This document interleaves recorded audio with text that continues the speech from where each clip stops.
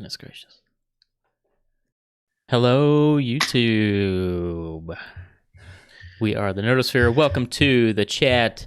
Remember, we record this podcast live, but we do not interact with chat until afterwards if we see something we want to interact with. But feel free to have your own chat in the chat. So we hope you enjoy. Have your own chat within the chat. Have your own chat within the chat.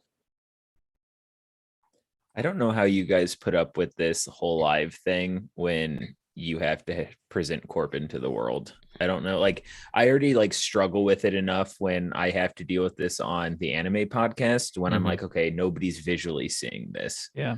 We just ignore him. It's It's a little rude. He actually has been doing okay, but since you're on, he's acting out a little bit. Kind of like how when you take your kids somewhere and they're excited to be around a certain person or just people in general, and they start acting out a little bit because they start wowing out. Yeah, and that's what Corbin's doing right now. He's like that's fair 4-year-old, a little too excited to control himself. All right. Yeah. I'm like Abby, a rad on his Venom poster. Spruce. Also, since I don't have the YouTube live, where are the squares oriented so that I can, if I'm talking to Tim, I can look up or Tim to the is left. Above you. Tim's above Jesse is to your left. Like that? Yes. I'm looking at Jesse right now. You are. And Okay. I am northwest of you. So look at me, but That way? The other way. Look at me that's and then east. slightly up. There There you you go. go. Okay. So That's Tim, me. Yep. Jesse. No. No, Tim, Yes. Clayton, Yes. Jesse. Yes. Yes. Okay. Got it. Yeah, Zoom. I guess I could arrange them the way Zoom is. I mean, there's really no reason I can't do that, but I'm not going to. No, it's fine. I just realized I was watching one of the videos and I was looking at Tim's square, and then on the YouTube screen, I'm just off into off the monitor. Well, here. Everybody's getting a background look at all our stuff. Hang on. Give me a sec. Let me find you. Wait, you're rearranging it right now? Yeah, let me find. He just figured it out. Now he's going to have to redo it. It's not a matter of figuring. I'm not doing it. I'm not doing it. No, Yeah, you you're shouldn't just do gonna it. have I've already here's learned what I can do, though. I've already Here's what- learned I can where do to this. I can do this. What are you doing? I can do You this. should change it though and not tell him, so then he thinks he's being real clever throughout the whole podcast. And he looks at me when he's talking, but he's looking off at the wall instead. No, I can't do it. It can't be It's done. fine. I just want to know. It doesn't exist. I mean, I everyone- can do it. It's just going to be Is annoying. everyone still in their same spot? Yeah. Okay. Do I have to pull this up? The way Jesse's snickering, I feel like No, there's it's collusion happening. It's real. I just didn't want to change anything. It's not real. I'm about to change it. All I need to do is switch you two, so just be calm. Did you just do it? Stop flipping out like a fuck. All you got to do on your Zoom is just don't drag. change it. No, All you got to do is just drag the places around to where you want. It's in the Streamlabs. Yeah, it's in Streamlabs. It's different. No, but for Corbin, so he doesn't get confused, he just has to drag me to be right above him. Oh yeah. Yeah. You know? Hang on. Yeah, you can change your Zoom. I don't need to change my Zoom. Tim goes I'm putting you back above, down. Above me. I'm putting you right back down. Clayton goes. It's a sad day when Tim figures out the tech hack. There we go. I just love watching it out of the corner. I have it Yes. on my second monitor, and I see Corbin's face slowly Yep. going up. We're working Slowly going hard down. and hardly working. Hey, just shut up. Speaking of which, I'm gonna pull that up as well in case somebody putting you back Above. down. Oh god. Above. Hang on. Okay. Tim needs to be above me. He is above you. He's talking about in his. I'm talking about on my Skype. So Tim's above me. Clayton is there. Jesse is there.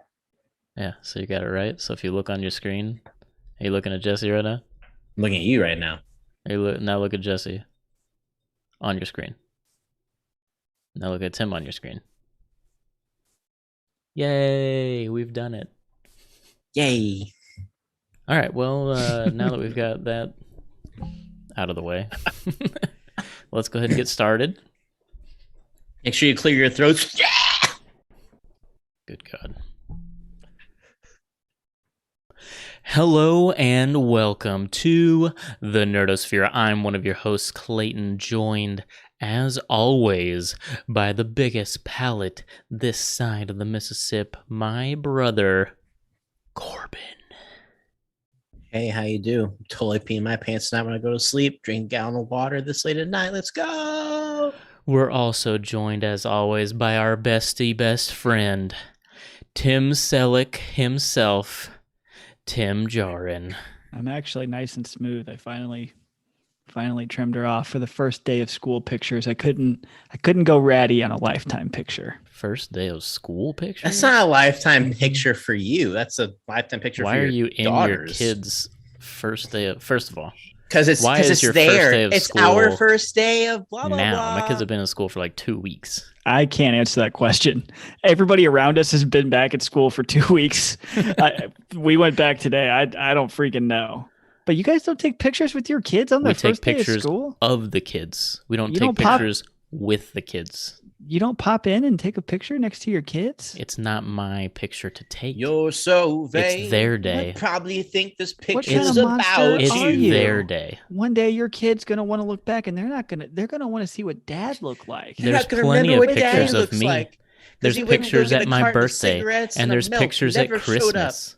We take pictures 4 times a year. We take 4 pictures a year. That's enough. That's what Clayton says. And I only mentioned Birthday, 2. Christmas. I only mentioned 2. I'm not sure the last time I took a picture with my family.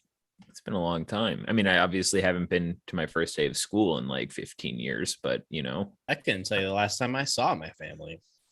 And Gosh, this that got so mysterious fucking voice you depressing. all have heard is our guest for this evening, co-host of Anime Ultra, a product of the Nerdosphere. If you like anime, we talk all about anime over on Anime Ultra, and we're joined tonight by Jesse.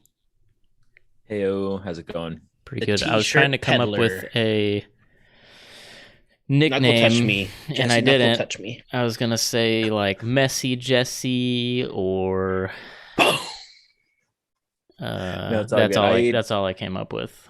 I got referred to as a bank robber all the time growing up, so I'm over nicknames. Or the question I had more than anything else, well, Jesse James, bank robber, you know, but the question I had more than anything else that drove me fucking insane was, how's your girl? Get it? Jesse's girl. And I was like, fuck off, guys. Jesse's Like, just please stop. Is your middle name James? Is your middle name James, Jesse? No, I feel like my family missed out on that though. They did. Seriously, if it was, then your nickname intro would just be prepare for trouble and make it double. It's Jesse James. That'd be awesome. Maybe I need to go legally change it. Oh, But Corbin. he once was a t-shirt peddler, but he's no longer really a t-shirt peddler. He's a games peddler. I was a t-shirt peddler literally 2 days ago, though. I sold a shit ton of t-shirts in 3 days. At the Nice. con. You went to a Yeah. con. Yeah, I went to an anime convention in Colorado, Aurora, Colorado, and I sold a ton of t-shirts. Nice. Or were Yeah, you atta saying, boy. Clay, and you're like, Corbin? you should've." No, I just wish you would have said that like sooner, because then I could have done the Team Rocket thing as his intro. Then I could have just been like, "Meow, that's right." Prepare the word for devastation. It's Jesse. And then that would have been it. And that's it. Yep, that would have been it. That's fair. So what have we all been up to? I've been up to. I finished Critical Role Campaign 2 finally. Oh, did you cry? Yeah, it was pretty emotional. Not gonna lie. This is Clayton being emotional in his car.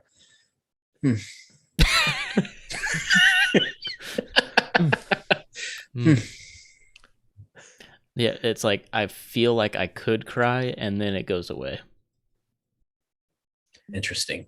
Sounds like an emotional blue ball experience. You just give like that smile that's like actually a frown, and you nod in approval, like Yeah. Mhm. Unless what you're doing is training yourself and you're doing emotional edging, which is kind of the opposite of blue balling, where you're like taking yourself to the edge right before and then you stop. So you're building your tolerance up. And so maybe you're doing that constantly subconsciously to protect yourself. So it's actually a body armor. So you're emotionally edging yourself so that when actual true horrific things happen to you, you're emotionally prepared to not fall to pieces. I think I'm Corbin, are you okay? I know every time I get in a podcast with Corbin, I'm like, okay, I have half a drink left. I'll be fine. And then he says stuff like this. And I was like, I should have gotten my second drink before we started. Yeah. Have you never done edging before? It's wild. It's wild. Avi Arad does it every time he walks into a room with venom paraphernalia.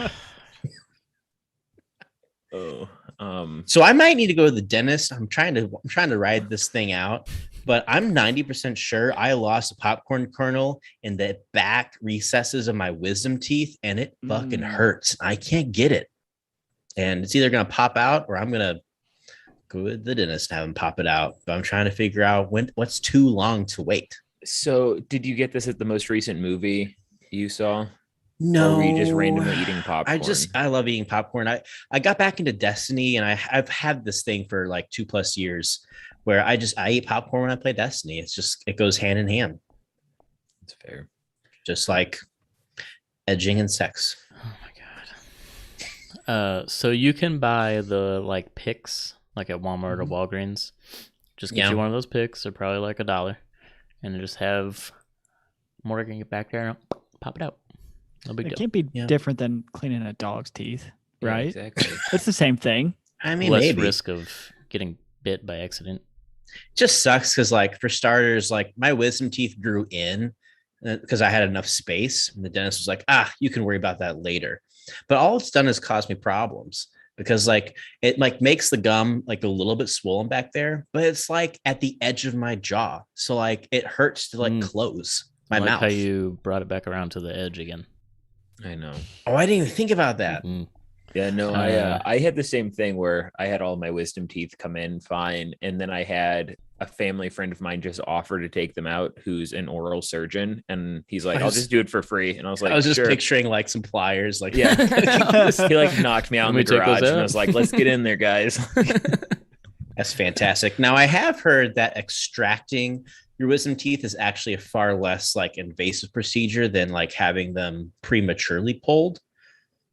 Like I get the healing process isn't as intense if you let them grow out and then pull them as opposed to like actually going in for surgery. So did that prove true for you, Jesse? Yeah, I mean, I was out for maybe, I think the longest time was just not being able to eat solid food, but I don't think that's like I don't think that comes quicker either way. I think it's just like a surgery thing. But yeah, quicker. I mean, the pain was fine.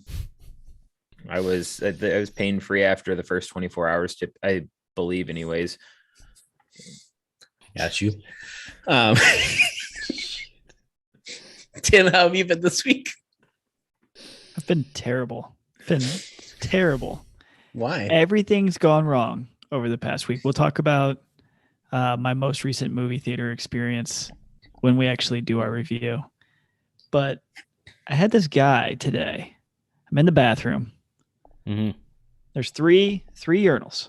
Okay. I always take the far urinal, the one that's by the stall, because there's that nobody's ever in the first stall. I always go for the furthest one every time. Guy comes in. No, he didn't check. Right next to you. He naturally takes the middle urinal. Oh my god. There's nothing natural about that. So like right out of the gate, like I'm on edge. Yeah. And this guy Pressure's starts ripping a piss, like fire hose ripping, and I could feel it sprinkling on my ankles. And I froze. I wimped out. I didn't say anything. I didn't know what to do. But this guy had so much fucking pressure that I could feel dribbles hitting the back of my leg. Oh, and I just finished up office? And I got the fuck out of there. This was in your office? Okay. Man. There's no way I don't say something. Yeah, I was going to say, if this is divider, and I say, control your fucking piss. I wouldn't bang the pee on his shoes. I wouldn't bang the thing. That's a little dramatic, and I don't think you would really do that. If it was in public, I would. We all know you don't like controversy. Come on, you're not going to be doing that. So if it was in public, same reaction. You're in the office. You're a prominent person in that office. I would have said something. What really sucks, I went back to my desk and I started questioning all kinds of things, like my manhood. I'm like, all you had to do was say, bro, you're tinkling on me, and there's a free stall over there. I know. Yeah, I don't know why I didn't. I froze. There's two things to address. One, are you so suffocated for human affection and attention that you need to be this close in proximity to me while you piss? And also, why are you peeing on me, you degenerate fool? I feel like when you're in our age bracket, that just sells that Corbin would say this in real life. You should know how to piss in a urinal where it's not splattering all over the place. Not only that, if you've got that much pressure naturally, you take a different angle when you piss downward. You piss up high, you do something to where it's not going to just like backfire and he had to take the other urinal. Yeah. Like literally, this is all solved by this idiot just going to pee in the other urinal. Just by following basic guy code. You don't piss right next to somebody if you don't have to. Leave space for Jesus. Like just leave space for Jesus. If you can't fit a Jesus between you, you're peeing too close to your fellow man. You bring up a good point about angles, though, Tim, because in order for him to be tinkling out of a urinal like that, he has to be going at it at a weird angle. It has to be. Maybe he has like a hook pee-pee. You can still control it. The only time I've ever the only thing that makes sense for it to splash out would be if that middle stall was low. Like there's the kid urinal, so there's like a steeper drop, and if you've got a lot of pressure, I could see it coming out. Mm-hmm. But it's the same height as mine. He wasn't that much taller than me, so he was doing something weird for him to be splattering me. Weird. And also, if you're splattering on the guy next to you, you're probably splattering on yourself to some extent. And you know that shit. Yeah. You know that. I went into the work bathroom today and I was shook. Our company claims to do a good job at vetting people who work at our company. And I have to say, I have never been more appalled. Did you take a picture of it? I can see the picture of a toilet in your glasses reflection right now. So. I call it an ode to the disregard of fellow man, but you can't. I can't. You can't see anything. All I see is. Oh, it's getting. Oh. So it's what is it? Literally, it's overflowing with toilet paper. Oh. Who does that? But here's the thing. They used too much, and then it was too late. And then what are you going to do? Is there a plunger in each stall? Not only do I have questions for what kind of Neanderthal has this lack of bathroom etiquette, I also have questions for the guy who came in after me. So I walked in, I saw the toilet, and I said, nope. Went to the next stall, and then someone else came in that stall and then started doing their business and didn't flush. They didn't pre-flush before. And they were shitting? Yes. Wow. You don't know what's under the toilet paper. That's too close. You don't know what's under that toilet paper. That's too close. I no longer want to be associated with your place of work. I wasn't before, but now I literally have no desire to. My coworker Caleb, who listens to the podcast, was shook when he found out that I don't use the toilet seat covers, which that's something that he does, because he was like, "You got bathroom crabs, dude. Like, you gotta protect yourself. That's too close to the previous person." Because I messaged him one day and I was like, I hate it when the seat's warm. It's like the worst feeling in the world when the seat is fucking warm. Didn't you used to joke about how you like the seat being warm? Like, as like an awkward joke. Like, I love it when it's warm. But let's be real. I always leave it warm for the next person, so I'm on there for like 2 hours. Corbin, when you started with your story about work, I really thought you were going to say that you were in a urinal next to somebody and you were peeing on their legs. I thought you were just I thought that's where we were going with this story when you first started it. Tim had no idea it was Corbin the whole time. Psych, Tim. That was me. I went to Columbia. While we're wrapping up bathroom talk, I have one more guy code question for you guys. What's the guy's name from Arrested Development who always has terrible disguises? Oh, Gene. Oh yeah. Corbin just turns and like takes off his sunglasses. Gene Parmesan. Oh my god. So jeez. You go into a public bathroom. There's 3 urinals, like the same situation I said. Pick the number. It doesn't matter what the number is. 1. The natural order. You already know the question. I do.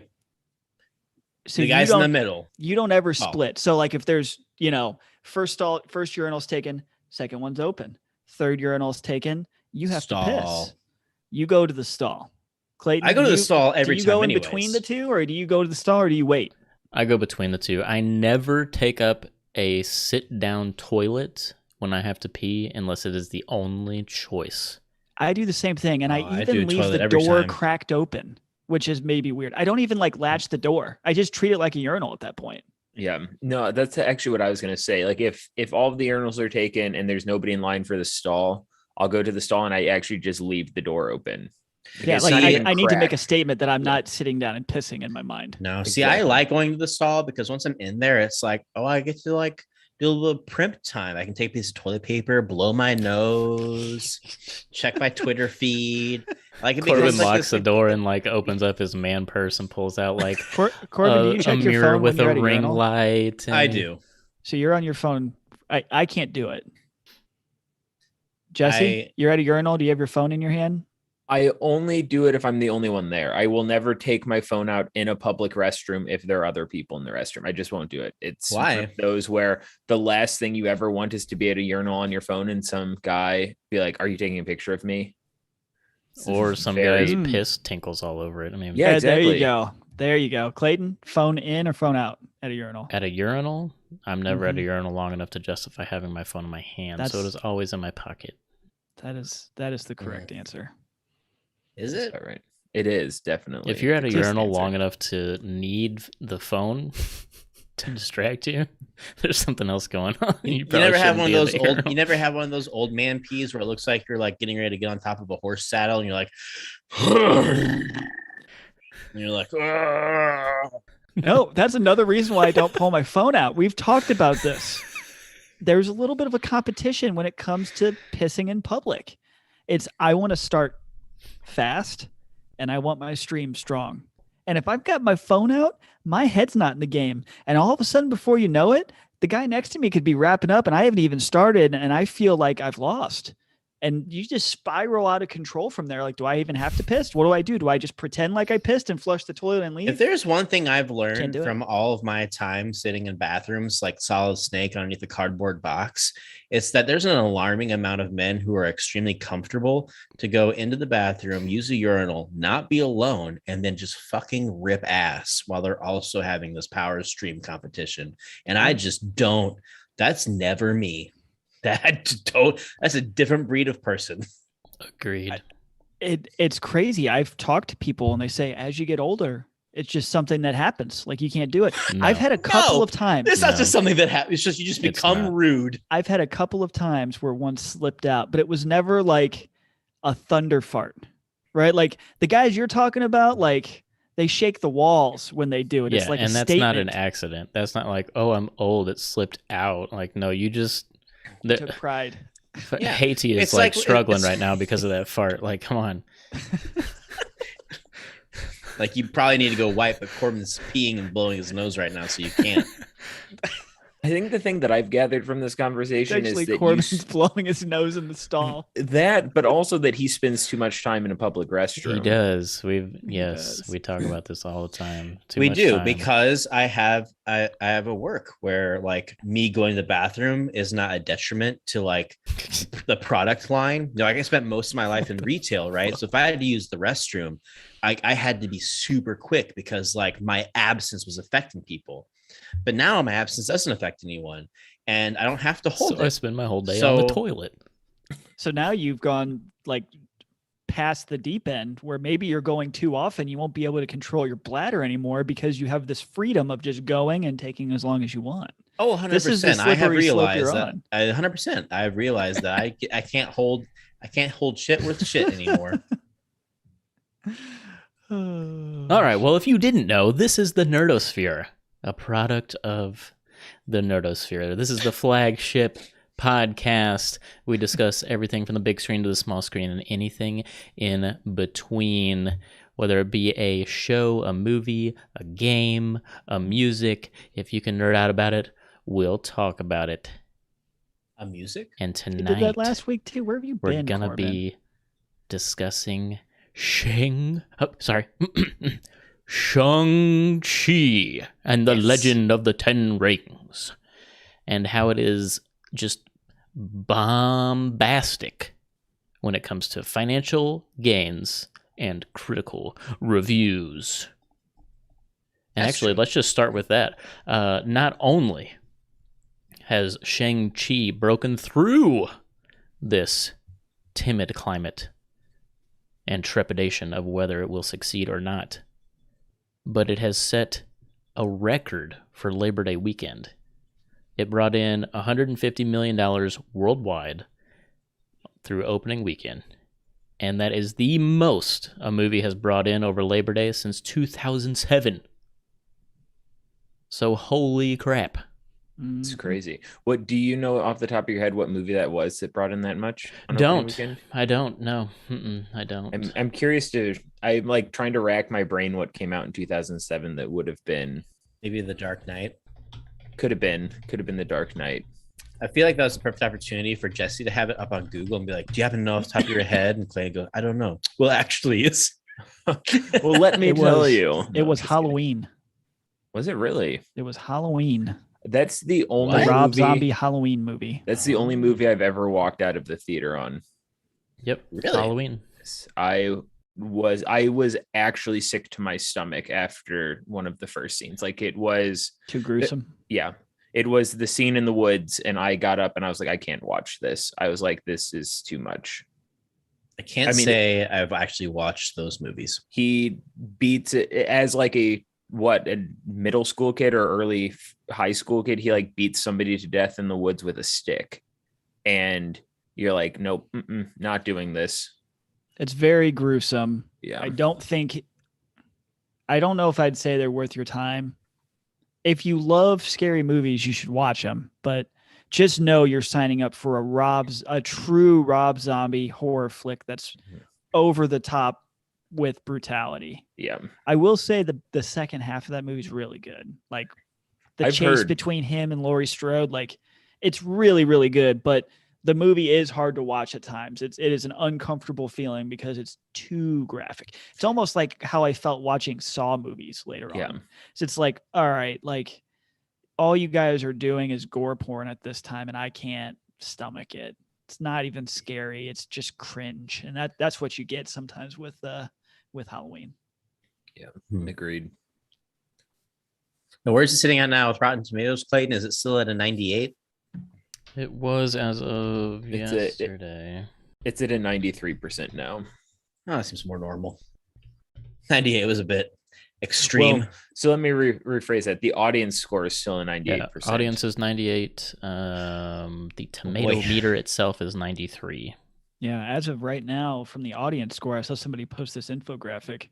It's the highest rated superhero movie from an audience score, at least in the MCU, and I have to imagine it's the highest rated anywhere, which kind of blew my mind that Infinity War was not number one, but it's overtaken it so far, which is wild. I actually thought Black Panther was going to be on that list, but it wasn't because it has a high rating, but I guess not that high. No, I think number one before that had been Infinity War. Yeah, Black Panther's at 75% for the users, and Infinity War, last I checked, was at 91.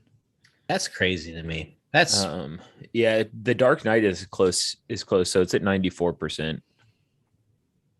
But that's a 94 tomato meter and audience score. But what's impressive about the 94% for the Dark Knight is that it has over 250,000 reviews or ratings.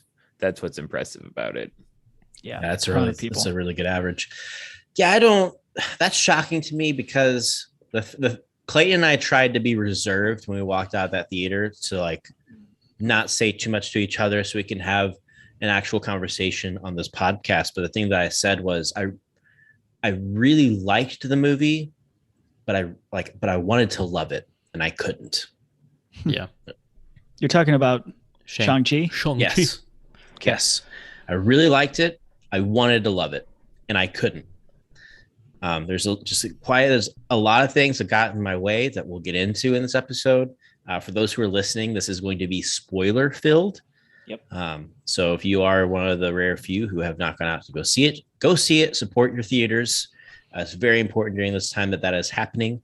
We are seeing some of the benefits. Carnage or Venom versus Carnage has been moved up after being moved back some after seeing the success of Shang-Chi. So the experiment worked. Bravo to Disney. And yeah, I had a lot of, it reminded me of Phase 1 Marvel, put it simply, before getting into this with all of you. But I was just like, man, there was a lot of cheese, and I thought we grew up past the cheese. And then I just realized maybe Marvel hasn't gotten past all of the badness of their early selves like I thought they did. And I was giving too much credit to tentpole directors, because when the MCU really took its initial turn to quality, it was on The Winter Soldier into the Russo brothers. And then they followed up with Civil War, Infinity War, and Endgame. All of those were elevated experiences from the last, especially the Avengers films compared to Joss Whedon's Avengers films. And then on the periphery, we had sprinklings of James Gunn, Taika Waititi. And so maybe it was the illusion that the MCU was evolving and becoming better quality. But in fact, more credit was given to the directors of the time, because after seeing Black Widow, Captain Falcon and the Winter Soldier, and Shang-Chi, and seeing how Eternals looks with having an Academy Award-winning director, Chloe Zhao, I'm like, maybe we're going to be doomed to see a lot of like Phase 1, Phase 2 repeats. We talked about that a couple of weeks ago. It might have even been on our other podcast, Marvel Watchers, which if you guys want something that's all Marvel, check out our old podcast, Marvel Watchers. We did a lot of breakdowns there. But we're in our uncharted territory for the MCU right now. And for lack of a better way of saying it, we're kind of back to Phase 1. We're going to have a lot of new characters coming out, and we debated, what's the feel going to be? Is it going to feel like Phase 1 movies? Is it going to feel like Phase 2 movies where things, second half of Phase 2 really grew up? So yeah, it's I think the next few films we see will kind of dictate the pace of what we should expect from the MCU moving forward. And the Russo brothers has come to light. They've actually have been in negotiations with Marvel Studios to come back to direct. Now they've had time away, and unfortunately, those negotiations have stalled right now because of the Black Widow lawsuit. And it basically boils down to the Russo brothers will not further negotiate them coming back to direct until there's better clarity on how payouts will happen. Because I mean, they made more than $55 million alone on back end shit on Infinity War and Endgame. That's not even the upfront payday that they had. Mm-hmm.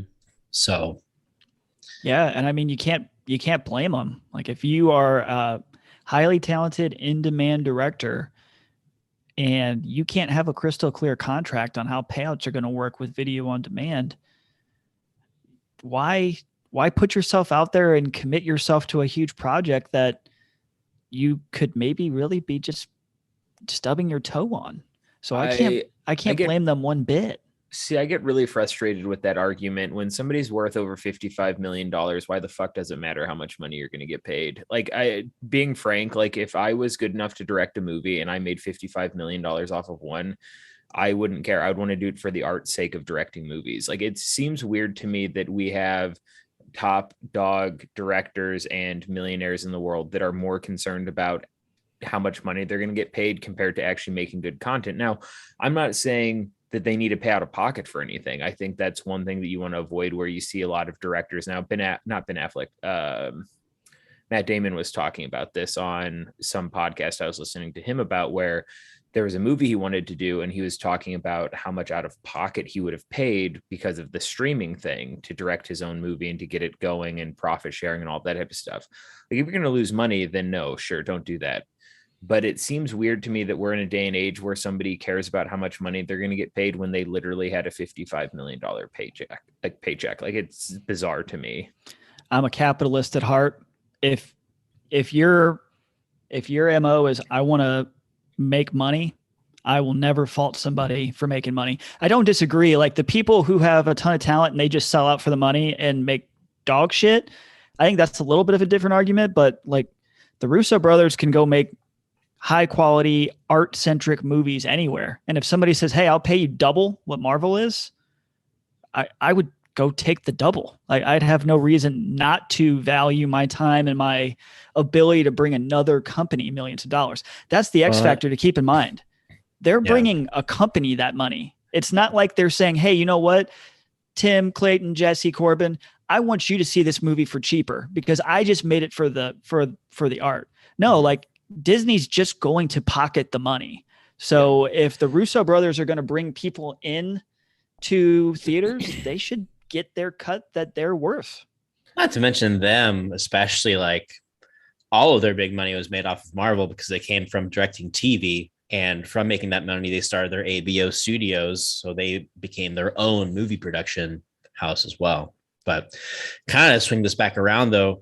Clayton, was I off base with kind of comparing it to like a phase 1, early phase 2 feel? Am I being too critical? How, I'm curious as to how you felt walking out because we did try to not talk about the feeling as much. Yeah. I don't think you're like off base by saying that, but I didn't think that coming out. I guess now that you've put it in my head, I would put it probably more in like a phase 2 feel than a phase 3. It's definitely wasn't on the same level cinematically and story-wise as like Winter Soldier, which that's kind of what I compare everything to. I think Winter Soldier is just an immaculate movie. Yeah. But I mean, for an introductory movie, I think it was one of the best. It's very good, but you're right. Most Marvel movies, which the introductory movies are phase 1 and phase 2. So you're right about, or you're fair in comparing that to those. But I enjoyed this one, I think probably more than like the original Ant-Man. Probably honestly more. I mean, Iron Man is iconic, but it's kind of boring if you go back and watch it now, if I'm being completely honest. Do we feel like this movie it tried to go too hard? Like for me, I felt like most of the movie, like more than 50%, I was being dunked on with exposition because we had to have all this childhood drama with Shang-Chi's character. We had to explain the Mandarin and who he is and how he's existed, and explain away Iron Man 3 because not everyone watched the one shot. We had to explain there is this pocket universe where Tao Lo exists, and then you have like this demon monster that lives there. Like, it just felt like there were so many elements where like the only other movie I can compare it to as far as exposition like that is Doctor Strange. And I felt like Doctor Strange was able to get away with it because it was so psychedelic and just like far out there that it was just like, it was entertaining to your eyes, where this movie had the VFX wasn't as strong as some other Marvel movies. So even like the spectacle moments, I was like, it's not like as fun to watch. So I don't fully agree with that. I think all of those aspects that you just laid out were fine for me. I don't think that it made it too bogged down. I don't think it made it too confusing. But there was probably a little too much going on in the sense that the sister didn't really need to be a thing. The sister could have been out of the movie and it would have been better for it. Exactly. She's a character that took up screen time, didn't add anything really to the movie. Same goes for basically the entire big battle at the end, and really all of the new 10 rings, all of that really was just subpar. The fight was subpar. The 10 rings, modern day 10 rings, was just subpar. They just took up screen time and you could have removed all that, reduced the time by like 30 minutes, and it would have been a phenomenal movie instead of just really good. Yeah. So then I guess before we get into like a lot of the details, I want to hear Tim, your full thoughts on it, and then Jesse, because Tim, we really haven't heard anything about you. And then I talked to Jesse about it today, but you guys don't even know what Jesse thinks. Yeah. I'm going to go a slightly different course. I think it is close to top tier on the Marvel spectrum. I absolutely loved it. There was You're a couple insane. of... You're a madman. I can't stay quiet. You're a madman. You are insane. Top tier, Tim? It's close. Like, you know, my tier system's a little different than your guys. I think your top tier movies needs to be like... really happy we went with Tim and then to Jesse's, because Jesse is just like boiling right now. Yeah. So, you know, my system's different than you. I think you can only have a couple of movies on the top and a couple on the bottom. So I'd put it on the tier right below it, but it would be the top of that tier below it. I will say it is a contender for the best introduction of a hero that we've gotten. It's there with Doctor Strange. I think Doctor Strange still takes it, but I think it's right there. I think it was better than Guardians of the Galaxy. What? I do. Guardians didn't do it for me. What? It didn't do it for me. It was good. Don't get me wrong. Get out of here. Don't get me wrong. I love Guardians, but it didn't do it for me. There was remove. There we go. So do you guys want my take or not? Because you just talking over me, Clayton. All right, continue, Tim, with your opinion. So your opinion. I thought the action was really well done. There were moments I was watching it and I kept thinking, damn, this is exactly what I'd hoped we would get with Iron Fist.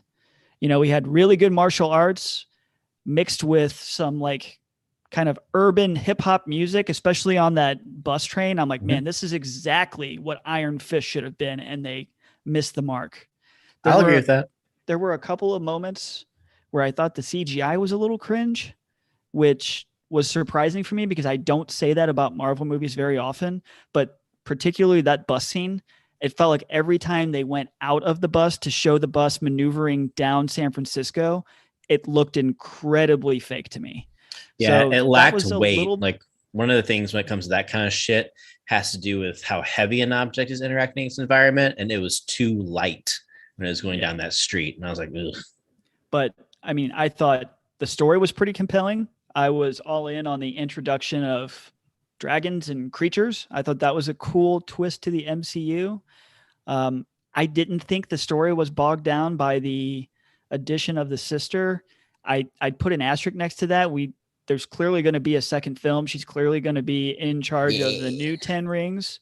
I was a little surprised. I thought for sure we were going to see Madam Hydra walk in that scene, and it was going to kind of like set the stage of she's going to get involved with Madam Hydra and what she's got going on. So I was a little shocked that didn't happen. It felt like that was a good opportunity to pull Madam Hydra into the universe even further, especially since you have to assume her intents are, you know, probably on the darker side at this point. But I mean, I really don't have very many bad things to say about the movie. It's fun. I do. I know you do. I do. They're all right here. I can't think of, I mean, I would say it's definitely top 7 or 8 Marvel movie for me. I'd have to sit down and actually do my list. I think it's the second best first installment we have from a superhero. Even better than Homecoming? Yeah, I think it's better than Homecoming. I do. I think it's way better than Far From Home. I think it's better than Ant-Man. I think it's better than Guardians 1. It's definitely better than Guardians 2. I think it's better than all 3 Iron Man movie. I think it's better than Thor 1 and 2. You need to switch to YouTube right now and watch the reactions. I mean, it's just below Ragnarok in my book. So I really, really enjoyed it. I don't think how many people have rated this movie on Rotten Tomatoes? 5,000. How many? Only 5,000. I'm pretty well aligned with those 5,000. I think that score's too high because Infinity War is a mile better than what we got from Shang-Chi, but it's up there. It's top tier. It's a top tier Marvel movie. Well, it's a can't miss Marvel movie. It's a movie that if you are a fan of the MCU, you need to go see it in theaters. I will It's not a agree with movie the you wait fact on. that you need to support theaters. I have a lot of details that I want to get into that just really, really held this movie back for me. So I guess I'm curious to see what Tim thinks of those opinions. But Jesse, um, it's your turn, my man. What did you think about Shang-Chi? This would actually be on the list of unwatchable or unrewatchable Marvel movies for me. That's Like insane. I wouldn't That's watch this insane. again. Like I there was no consequence to any of the actions taken. It was a story about a villain I didn't care about. There was so much about this movie. It throws you into this like weird scenario that you feel like you want to love this character, but you don't know anything about them, and then they don't really tell you anything about them. And then one of the main catalysts for getting to know this character is a flat pan sister that doesn't add anything to the story. So like this tension of they play on this idea that, oh my God, you abandoned me. Why the fuck do I care if he abandoned her? Like you're a non-character. Like you plug and play literally any other human being into her role, and they do it the same. Like it's no emotion. No, I don't care if she lives or dies. I don't care if he lives or dies. Like there is so much about this movie that I just didn't like. It pretty much felt like to me they needed to introduce the 10 rings for something coming in the future, and they didn't know how to. So they're like, we'll do this. Makes sense. We'll just kind of like throw a bunch of action sequences together and hope that you guys enjoy it. So one of the things that maybe this would solve an issue you have with it, Jesse, but one of the things I wrote down was I actually found myself from a character standpoint being really frustrated about how many flashbacks there were. And so like, I really like disjointed storytelling when it serves and elevates the plot. So like a heist movie, a whodunit, things like that, like a Guy Ritchie movie where it's more style over like substance. Mm-hmm. I don't like disjointed storytelling when the core of it is meant to uplift or elevate character interactions, because you don't get emotional payoffs in that regard. So in that instance where she's talking about you abandoned me, they immediately do a flashback of the abandonment scene, but there's no emotional tension there. And so since at least a third, if not like 45% of this movie was flashbacks, I almost feel like you should have just told a linear story. So that way we spent that time with them as they were kids, and there actually would have been some sort of payoff when we get to them as adults. I walked out of this thinking that this would have been better as a Marvel TV series. I would have much preferred to see this in a linear action from him being trained, his seeing what we saw about him in the past. And I think the pacing would have been better. I feel like they tried to fit too much in here because they needed to introduce aspects of this to make the next part of this phase make sense. That just left me wanting more. And it maybe was also compounded by the idea. I would have been interested to see how I felt about this if I had not seen the Marvel TV shows. I have felt like Marvel's been on this trajectory, and maybe this is, I haven't really talked to all three of you guys about this. I came away from the last Marvel movie, not last Marvel movie, but Endgame. I came away actually feeling disappointed. I really loved Infinity War, and then they introduced time travel, and I thought that was a cheap out. I thought that was very, very frustrating. And this is coming from somebody that has read the comics and deep dove into a lot of that. And this is where the multiverse got introduced into the original comics, was with the whole Thanos snap. And then we got this like cheap knockoff time travel thing that doesn't make any sense. And then instead of like, it could have been done better with the multiverse, in my opinion. And they went with time travel, and it doesn't make sense to go with time travel when you're going to introduce the multiverse literally in the next phase. Like, it just doesn't make any sense to me. It feels like they took Infinity War and they're like, hey, we killed everyone. And then they're like, oh, we're introducing time travel. And now I feel like there is literally no consequences to anything that anybody does in the MCU. And it has completely taken me out of it. And it's really disappointing, like very disappointing. And I feel like this goes along the same route. Like, I just don't care. There's no consequence to any of the actions that anybody has taken in any of the movies. And it is really, really sad because, like, okay, Shang-Chi dies. Cool. Let's just snap our fingers and time travel again. No big deal. Doesn't matter. The multiverse is already split up. It doesn't matter. Like, there's just so much about it that it by introducing the ability to time travel. And this is the big thing that it's gets not really me. there anymore. I doubt they'll ever use time travel again. Then why introduce it? Like, do you get what I mean? Like why take the cheap out to defeat Thanos by time traveling when you could have done the same thing by introducing a multiverse that is actually meaningful then? Because then you could have had your favorite superheroes trapped in a different dimension and they can't get back home. Like, you could have had that, but you don't. Instead, you have this weird thing where if anything ever goes wrong, Tony Stark just whips up some more Pym particles and they go time travel back and they fix everything again. Like, it's always going to be in the back of my head. But Jesse, Tony Stark's dead. Okay, well, that's fine. I feel like a lot of your criticism right now is on Endgame and not Shang-Chi, though. Like, you're saying there's no consequence because of what's happened with Endgame, which means every movie in the future is cheapened. Yes. So I don't think that's fair, though, to say to Shang-Chi. Like, I think your perspective is very different. The coloring is very different because of what happened in Endgame. It's like, if you go backwards to most of the origin stories, there was no consequence to actions taken. There's no consequence to any action taken that's significant in Thor or in Ant-Man or in Guardians of the Galaxy or most of the first installments. So I feel like the criticism, I'm just confused by the criticisms because I feel like a lot of the critiques you have right now, you could apply to almost every single first installment of a Marvel movie. But the first time that I watched them, I didn't know that there was going to be time travel introduced. That's the difference. Is time travel has now been introduced, and now what is the consequence? Like, what is the consequence of completely fucking things up because time travel exists in this world now? So what does Marvel need to do for you to be reinvested then? Because time travel's there. They haven't definitively said it's not possible to ever happen again. Is there anything Marvel can do to change here's this the thing. Here's the scope thing, for you? Hold on. Let Jesse answer that real quick, because I really want to know. Because it feels like Jesse, like it's impossible for Marvel to succeed right now in Jesse's eyes. So I think they need to reestablish that there's consequences for anything that's done. And so far there hasn't been. And I feel like we got that with Loki.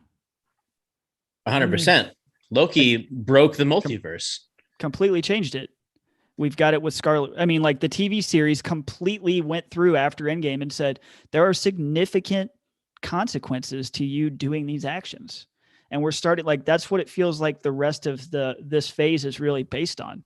Like, we know that the Spider-Man story is Doctor Strange makes a decision he shouldn't, and it further breaks the multiverse. We know that we're going to see a crazy Wanda coming out that Doctor Strange has to contend with. So I feel like it has been established through the TV shows that there are significant consequences to messing with time. Just more broader scope. So my thing is this, Kang the Conqueror has been planned for a little bit, and Kevin Feige wanted to bring him in. Kang the Conqueror is only time travel. Like, that is his whole thing, is time travel. So time travel was going to be coming to the MCU regardless. So, I mean, it was coming, buddy. So, but why not introduce it with Kang then when the multiverse split happened after Doctor Strange saved the... I think it's because when you have something like time travel and you're building towards a big bad like that, you always have to approach it with the layman's man in mind. You have to prep them for what is coming, which is, I think, is smart. We got time travel introduced. We have the entire Loki show explaining how the multiverse works with branch realities, and that the TVA has made it to where it's only one linear path. We get to the end of Loki of all this buildup, all of this explanation for everyone in the audience to know how it works. And Kang says, if you don't take over and you kill me right now, we are now on a precipice where I don't know what happens next. And you can argue that what happens next is exactly where No Way Home starts. And it's Doctor Strange breaking that spell. And if Sylvie had not killed Kang and they actually took over his core mission, what happens in No Way Home would have been a branch that would have been snipped, so it could be more of a controlled linear path. So now everyone understands time travel is a thing. Branch realities are a thing. And now we can get down and crazy with things like Kang the Conqueror. Yeah. And again, maybe I'm being too harsh. I've always despise the idea of time travel. I think it takes the consequence. I think the only story that's ever done time travel right is Ender's Game. I think the Ender's Game book series, I think, does time travel better than anything I've ever heard before. And ever since then, I have had a sour taste in my mouth whenever time travel gets brought in. And maybe it did influence my thoughts on this newest movie, but I don't know. I'm at a loss that you had me on the idea to some extent until you compared it to Thor Ragnarok, which I think Thor Ragnarok is the peak of, in my opinion, it's the peak of the MCU. I think it's I would rank it in the easily top 5, if not my top favorite movie in the MCU. I think Thor Ragnarok is better than anything else we've seen. And I think part of that comes from the idea that it re-envisioned Thor in such a way that made him a pinnacle part of the MCU when he wasn't up to that point. So there was a lot of good that this did for the MCU, because I don't think the MCU is as enjoyable without Thor the way that he is now. So I would put it, it's interesting. One thing that's really intriguing to me about the MCU is that we can sit here and have 4 different opinions on stuff, because Clayton mentioned earlier that the Winter Soldier is one of his favorites, and I wouldn't even rank it in my top 5. I could care less about Captain America. I think he's one of my least favorite superheroes. But I think about to all fight over something we love. It's like, what are you talking about? What?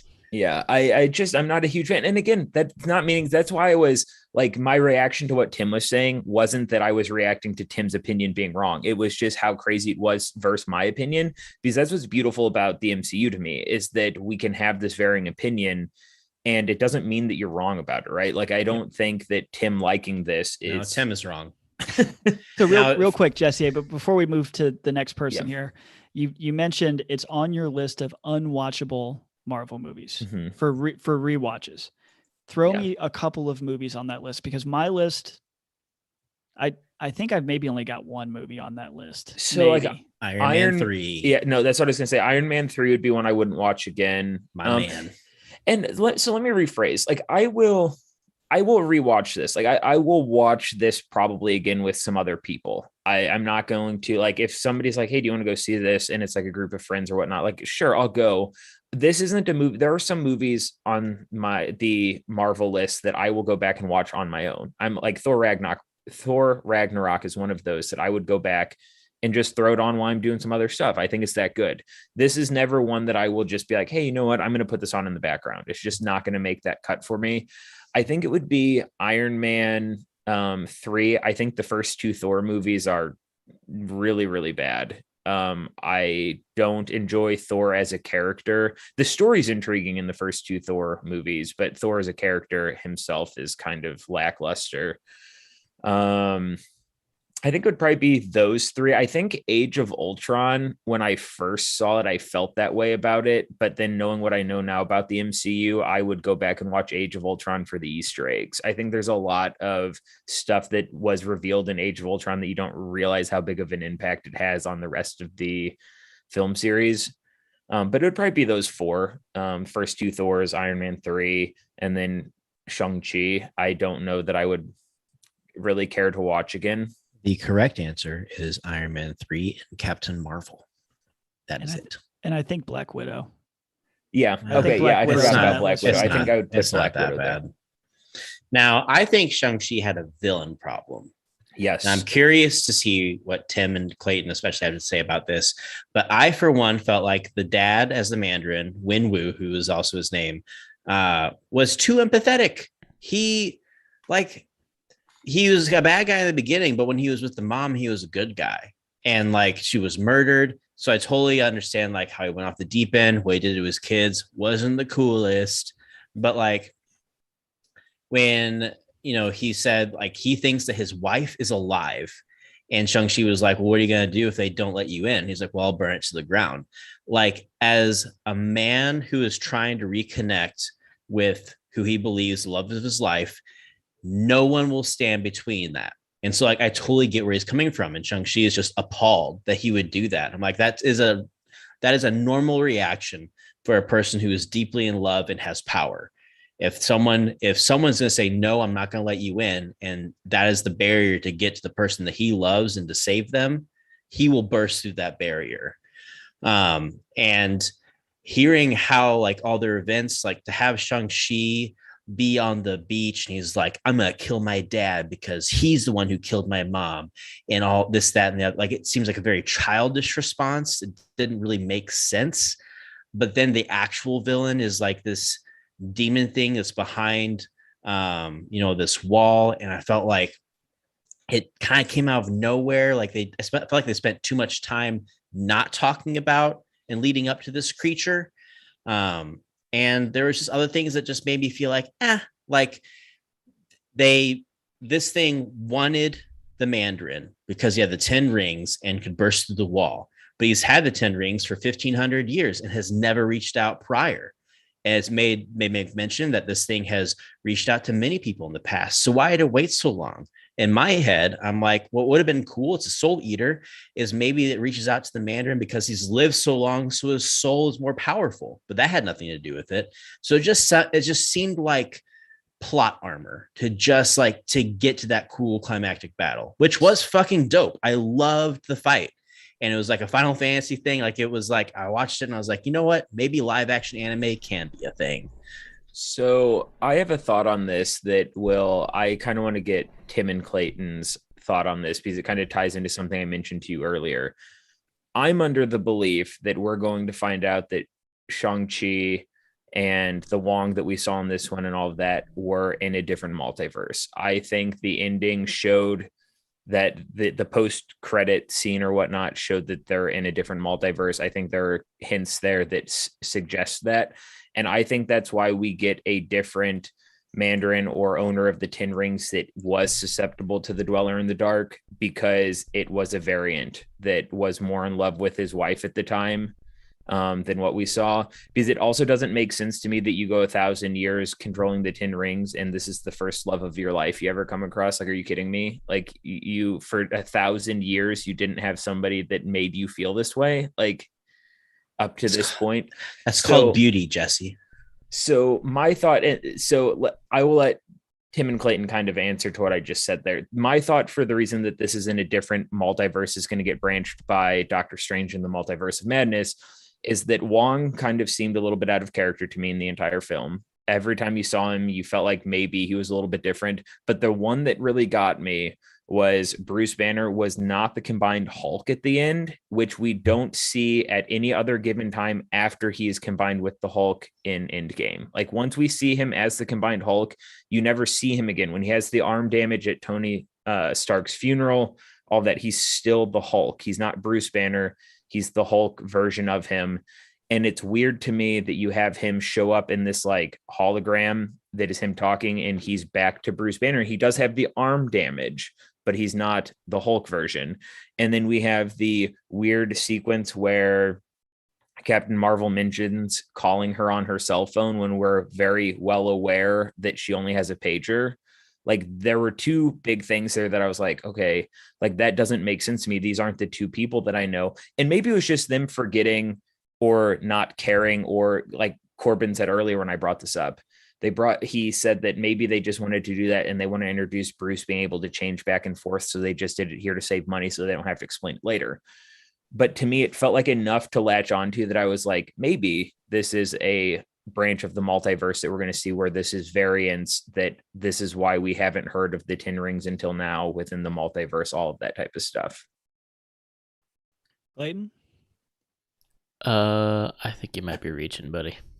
You think so? Yeah, I think it's a reach. At no point did I think that this was going to be that. I actually personally think that Marvel's going to try to be intentional on not doing that in every movie, because I think that's what really would start to sour people and maybe give them that same viewpoint that you did of like, what's the point of watching any of this when it's going to be a variant and, time travel mess.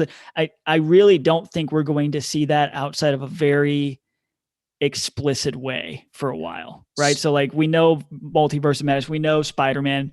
it's going to be dealing with that. I wouldn't expect anything around it to be dealing with like, oh, that whole movie was a variant and it's actually somebody else. I never thought that. That's the thing though, is I'm not suggesting that you're going to find out that it was a variant and that it didn't matter. I think you're going to find out that Sean or Shang-Chi wasn't a superhero in the current version, and the superhero version of him is going to be introduced back into the actual MCU. I think they're going to bring in people. And the reason I say that is because Loki at the end of the Loki show he's in a different multiverse. So we did establish that some of your favorite characters are going to be thrown into a different multiverse, because we got thrown into a multiverse or a different universe where Loki is now in a universe where Kang is the conqueror. So we've already had that split off. We've had some stuff that has led to that. The What If episode with Doctor Strange introduces the idea that Doctor Strange tried to save the love of his life and ended up also consuming the souls of people, similar to what the Dweller in the Dark did. Like, we've already introduced the idea that there's this going on in the background. So I don't know why it's that far-fetched, though. I just think when it comes to mainline MCU, that would just become too complicated to keep track of. And they are more about simplicity more than anything when it comes to that shit. Again, I think the Bruce Banner thing is probably to save money. He's going to be in the She-Hulk show. They don't want to pay to have him be the Hulk. You could also be setting up the fact that maybe because he's de-Hulked, maybe we're going to be building towards maybe a Maestro event, because Mark Ruffalo is definitely coming towards the end of his tenure in the MCU, but he's expressed interest on exploring a few story elements before that. And one of the more interesting things is the inverse of what Professor Hulk was, which is Hulk is in charge with Banner's intelligence, and that's Maestro. So I don't think we're going to, I just don't think that that's necessarily what's going on personally. Seems lazy to me then. I don't know about lazy. But the fighting was dope as fuck. And Trevor can get fucked. Holy shit. Yeah. I understand maybe for one thing, but why do you have to be in the whole third act? Just let Trevor die. Yeah, I could understand like the small cameo in the prison for those who haven't seen the one shot. But to introduce him as a side comedic character who hangs around with him until the end of the movie, like, come on. Stop it. Now, I will say some positives about this movie. Anything with Simu Liu on screen was awesome. Yep. The action was great. Yep. You could tell that he's a martial artist in real life. Like, the choreography was dope. And I'm excited to see him in more movies. That was my big takeaway. I walked out of it similar to Doctor Strange, where I was like, I'm excited to see what he's in next. I may not watch this one a lot. I'm excited to see him around. No, I agree with that. He's one of my favorite actors right now. So I think I guess when it boils down to it for me, I came away feeling the same way that you did, Corbin, where I really, really wanted to like this movie and I just couldn't figure out a way to do it.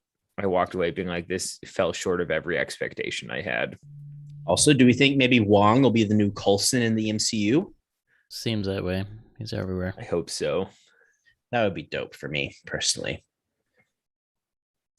Yeah.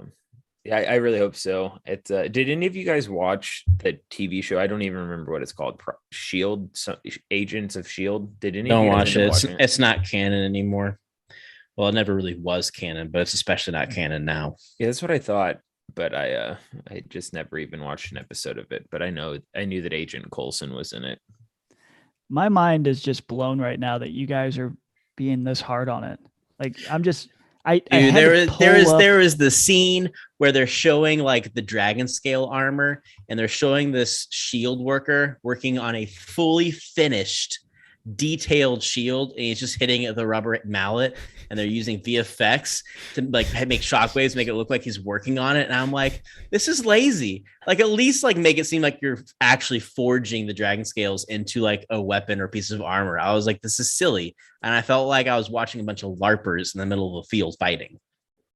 I mean, I'm looking at the MCU's lineup right now again, just so I can see it. I don't know how you wouldn't put it in the. Are you putting this in the top half? Okay, listen. So like you're kind of being harsh on it. Like, are you saying it's like middle of the road or lower or higher? We work on a 3-tier system where tier 3 holds Iron Man 3 only. Okay. Yeah. So maybe Captain Marvel with it. It's hard to say. It's hard to say. We never had a full conversation, but so really it's tier 1 or it's a tier 2. It's tier 1 or tier 2. That's such a bad system. Yeah, it's not a bad system. It's not a bad system. It's not a bad system. Clayton and I have will been never doing change. This is the first It doesn't matter that there's 27 movies and that when we established the 3-tier system there was only 12. It doesn't matter. But everything in tier 2 is not the same, right? You still rank inside of tier 2, correct? No, it's a two-tier system. It's either tier 1 or it's tier 2. It swirls around like a gumball dish. That is such a shitty system. That's insane to me. So you're literally saying that 50% of these movies, like there's no way that 50% of these movies fit within the same tier. No, you're saying it's the same as like 70% of the MCU. You misunderstand. Tier 1 is very, very, very, very, very, very good. Tier 2 is very, very, very, very good. And then tier 3 is Iron Man 3. Iron Man 3. Right. So at the end of the day, tier 2. You're saying this is a good movie. It's very, very, very, very good. Because I think most people who are listening are probably thinking you guys are saying that you walked out of it disappointed. I am saying that but you're still saying it's very, very, very good. So like just for everybody who's not in tune with your system, what would you rank this movie? Throw out your MCU. We did like a 1 to 10 for Fear Street. Where are you throwing this one? Throw a number on it. 7.5. I'm giving it a 7.9. So very, very good. That's an elite movie. I just said that. You didn't even give it enough varies. It's good, I just said it was very, very, very, very, very, very good. They are repeating classic Marvel sins. I just don't think most people who've listened to the first hour of this podcast of the supporting would know characters that you would give this an 8. a waste of time. I didn't give it an 8. Don't put words in my mouth. I gave it a 7.9. Awkwafina had no chemistry with the lead, especially when they're trying to push this like possible will they, won't they? It's just not there. The sister was limp dick energy. The stuff with the dad when he was on screen with Shang-Chi, that was good. The final fight scene was fun. I love that we reached a moment in the MCU where we can have dragons flying. Like, I'm so happy to reach this point, but the execution was just not great. Like, this movie should have just been Shang-Chi, quippy sidekick, and about Wenwu. It should have been an action adventure movie where they're trying to find the lost city of Lo Tao, and it's like this Indiana Jones fantasy film. That's what it should have been. Missed opportunity. Yeah, missed opportunity. Second best movie you've seen all year, probably, that's come out this year. It's probably. No, I mean, you compare this to Quiet Place 2, and Quiet Place 2 still beats it at least. Oh, correct. But like, then it's probably this movie. It's got to be very close. But when Eternals, like based on trailers alone, Eternals is going to be so exceptionally good. I just think that there are too many. What was better, this or the Suicide mistakes? Suicide Squad. Yeah, Suicide Squad. I think this is like hands. This you can't even compare the two in my eyes. I think part of the problem. Then why did you ask us to? What? Yeah, what is part wrong of the problem? You guys are just so wrong. I think part of the problem with Shang-Chi, I think made it more susceptible to these repeated sins, is it's the most original story of the MCU. Because Shang-Chi's dad in the comics was a villain, but wasn't the Mandarin. It was Master Feng Shu something. It's a very racist name. He's not from Talao. Talao is a place that was introduced in the Thor comics, was only mentioned like twice in the entirety of Marvel comics. The rings are not the rings from the comics. Can we just address the fact that the power from Ton Lao that the mother shows in the movie can beat the 10 rings, which completely like demoralizes the idea that the 10 rings have any impact whatsoever? Like, I mean, honestly, like we literally got shown an outside power that is stronger than that of the 10 rings. And the entire movie is about the fucking 10 rings. Like within the first like 30 minutes of the movie, we were told there is a way to beat the 10 rings. And then, or like, oh, these are why the Ten Rings are overpowered. At no point did I go into this expecting Shang-Chi to be the most powerful character in the MCU at the end of this movie. It doesn't matter. And so it lined up perfectly. So I'd say his 10 rings are on par with all of the other relics that we've gotten at this point. It's just different in how it's used. I didn't expect him to come out and be OP at all. No, but why make a movie about it then? Like, why make a movie about the idea of the 10 rings if you're going to introduce a power that is literally greater than the 10 rings? Like, just call it Shang-Chi and Tan Lao. Like, otherwise, you have Infinity War with no background at all. You have an unstoppable force that, I mean, that's not really a movie, especially for an installment movie. You know what I mean? Like, you have to have some conflict. You have to have some rival come in. So at no point did I expect the 10 rings to be the most powerful artifact out there. I thought it'd be on par with pretty much every other superhero's. But I think maybe the solution to both of you guys, you over there and then you up there, is maybe the fight scene with the dad and the mom should have shown her almost rival, but not quite. So that way, when Shang-Chi adapted the power, it was a combination of the power and his heart that allowed him to take over the 10 rings. And maybe that would have felt more like an earned moment. I feel like that's what this movie did. Which is also fair. And also, I've got to pee, so I don't have much else to say. I liked the movie. I did love it. You need to go see it. I just think that there's a lot of silly mistakes that could have been remedied if they took the time and cut some shit out. Go see it in theaters for the sake of saving theaters, but don't go see it because it's a movie that's worth seeing. Go see it. Go see it in theaters because the only movie I've seen this year that was better was A Quiet Place 2. It is a good movie. It's a legitimately good movie. It's a movie I would say you should see in theaters in a pre-COVID world when you had a dozen great movies come out. It's in that category. I will say this. I love the opportunity to not only see a Marvel movie with my brother again. It actually was really cool to have your son there because I had a moment where I realized Iron Man 1 came out more than 13 years ago in 2008. And I was just a pipsqueak in high school. I was a senior in high school. Marvels were still lame. I felt embarrassed to tell people that I read comics. And now we're living in a pop culture where nerdom is so popular, and Cadis has had the privilege of growing up only knowing Marvel movies. And so now being able to see us pass that baton to him was really cool. Did he talk a lot during the movie? Maybe. Was he kicking the chair a little bit sometimes? Maybe. Does his dad need to teach him the theater etiquette we pride so much on? Maybe, but you whispered to him a few times. And I'm being harsh for the joking's sake. He actually wasn't that bad.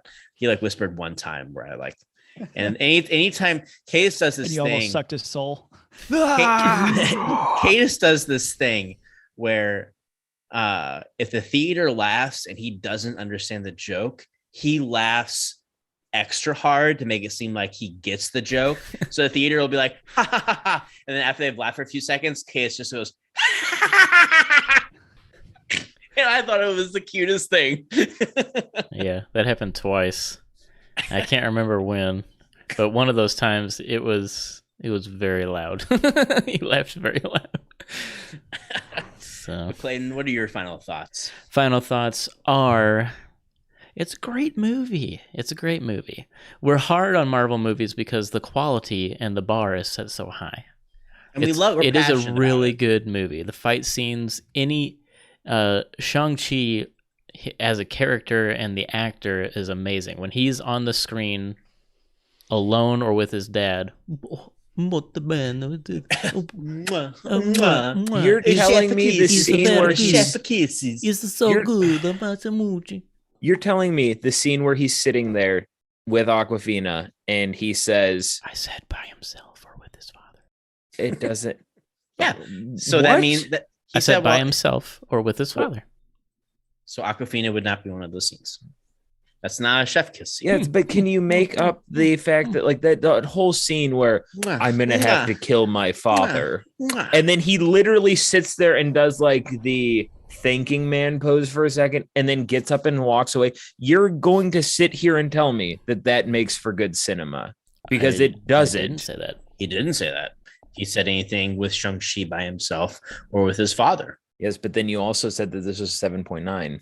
It is a 7. I think that's I think say you're being so. so harsh on that moment. Yeah, because does it make sense with the buildup? No, but ultimately, did he kill his father? No, he ultimately spared him. I think we've seen this trope a million times. That's what I'm saying. I've got to kill my enemy, and then better prevails, and he becomes rational in the moment and says, "You know what? I was being an irrational prick." And I said I was going to kill this guy, and I can't really do that. I was being Corbin at the urinal saying I'm going to shake the stall because a little bit of pee-pee splatter got on my calf. He's not really going to do that when push comes to shove, though. That's what I'm saying. Is never underestimate what I'll do in the bathroom, Tim. Okay. Every Transformers and all those would be true. low 6 movies. Okay, so you're 7 in at 7s. As we're wrapping up, Corbin, you're 7.5. Clayton, you're 7.9. Jesse, I know 5. you've never done this. You're 5. Okay, I'm like an 8.2. Oh my God! You spent so much. Nothing boils my blood more, Tim, than will you take this? I did this intentionally holier, to show you that I thou. could that you guys could talk about the few bad things and then ultimately throw out a good rating. Nothing boils and my I blood can throw out all the more good things when and then you throw out a take rating on just this a little bit better. holier than thou Just a little bit stance, better. and then when push comes to shove, your rating is not even 0.5 higher than ours. Exactly. I think what I've we both thought the movie was the same. I just chose to review it in a positive manner, while you chose to review it in a negative manner. I think what I've learned from this is that I trust Tim's opinion on movies more than the two brothers in this podcast. Our scores are closer to yours. It doesn't matter. The fact that he can say it's a good movie and give a realistic score, and then you guys give all these critiques, and then you guys have the balls to say this 7.9 after the critiques that I heard Clayton list, that's bullshit to me. That's why I made you rate it, because you were saying all these bad things. I'm like, I gotta know the number, because this is a present people staple. come to listen to the sophisticated articulation and critique that Clayton and I have on the cinema of which we love. And critique sometimes can overpower the positives, because the positives are it's great. And that's why at the end of our critiques, we then circumvent it by saying this movie is really worth your time. The main actor does a phenomenal job. The fight choreography was phenomenal. It was phenomenal. Jesse, I've sat in your seat for years. Thank you. You just got to let it go. I don't understand. Like if you won't bad win. movies, if you won't win. It's not a bad movie. We're being critical. We're being critical. Guys, the 7.9 is a C. I don't know what world you're living in where that's a good grade. That's a average score. You're right. That's not a C in my world. When you got a 79 on a test, that's a C, bruh. I'm not looking at it like schoolwork. The reason I'm not looking at it is because to me, there's not very many movies that are in the upper 90s. Why use an out of 10 point scale? There's not now we're going to start talking about scales, and we got to wrap this episode up. Why use my Rotten Tomato score? No, listen, my Rotten Tomato score would be 79%.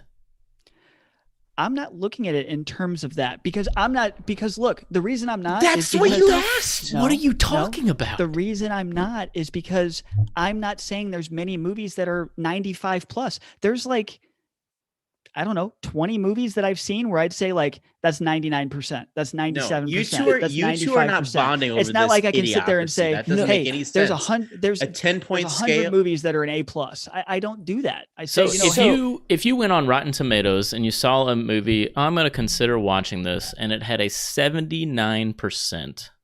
Mm-hmm. What would you think? I wouldn't think, because I don't look at Rotten Tomatoes to make my movies decisions. But I would probably say that is an above average movie. I have to me, whatever happens while I'm gone. Because to me, an average movie is probably going to be a 6. Because when I look at Rotten Tomatoes scores, I feel like almost everything I see is in the 6 range. I feel like the movies that I like are in the 7+ range. So this is the issue that I have with it, and I've had this below average. I've had this issue with IGN. I don't think I see that though on Rotten Tomatoes. Mm-hmm. I've had this issue when you start getting into 70s, 60s, 50s. It changes its little icon to be gross. It does. I will say that it definitely doesn't make it to the certified fresh. I gave it an 82. It's called.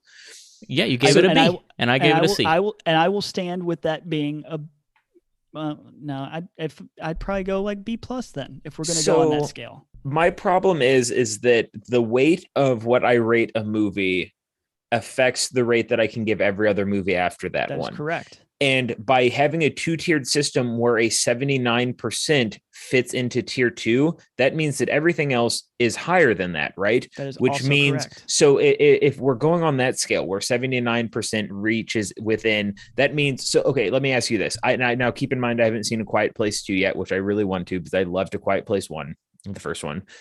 What would you have given that on your scale? 8.8.